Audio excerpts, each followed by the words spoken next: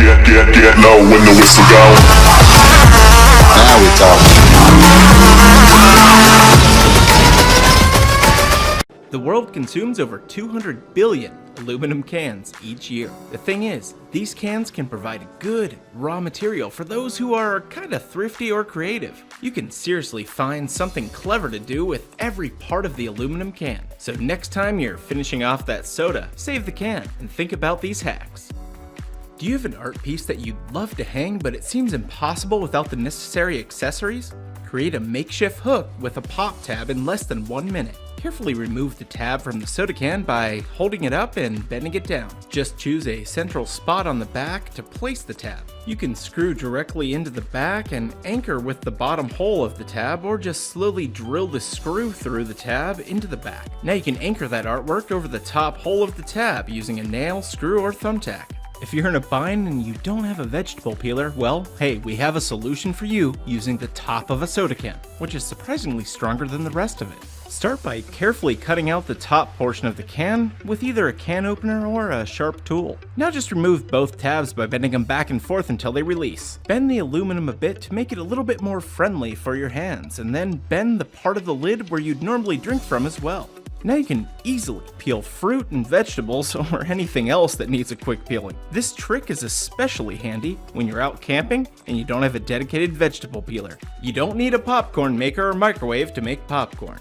In fact, if you have a few empty soda cans and a sharp tool, a heat source, and hey, a few kernels and some oil, you're in luck. Start by carefully cutting out most of a rectangle, leaving just the upper middle portion intact so you can bend what's left outward as a popcorn deflector. Add some oil and a few tablespoons of popcorn kernels to the bottom. Now take that second can and carefully cut it in half. Create a burner, using the top half by creating 2 squares out of the sides, and then allow air circulation for a heat source. Place the top of the second can above the flame and stack the first can above it. Just go ahead and place a bowl near the opening to catch most of the popcorn as it pops out. Give the heat a few minutes to warm up the oil and the kernels. Your patience will reward you. Now this method may not be your first choice, but desperate times call for desperate measures, and it's possible that this might become your most popular choice. Now here's an old trick you might have learned in grade school. If not, prepare to have your mind blown. You can try as hard as you want to balance an empty can, but it's too top heavy on its own. Next time, either save the last few ounces or add a little bit of water to the bottom. When you tilt the can, the liquid at the bottom balances at the same angle as the bottom edge, making you look like the next David Copperfield, or at least a half-rate magician. Drinking soda straight out of the can isn't good for your teeth, so it's a good thing that straws exist. Or is it?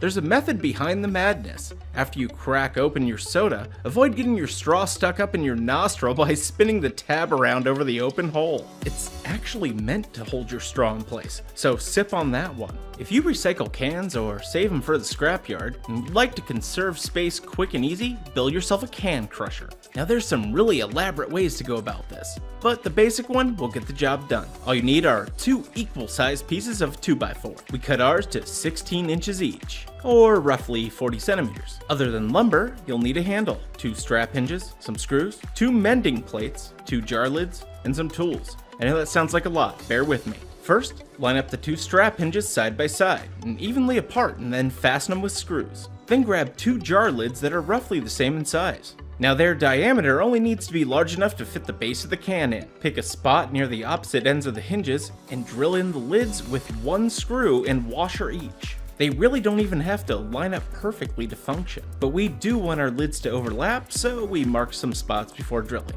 For convenience and a little bit easier operation, add a handle to the opposite end from the hinges. Finally, it's time to do some crushing. Add a can on top of the bottom lid, make sure everything's lined up, and apply some elbow grease. If your arm gets tired from bulk smashing, you can always resort to stomping. However, you'll find this safer and more efficient.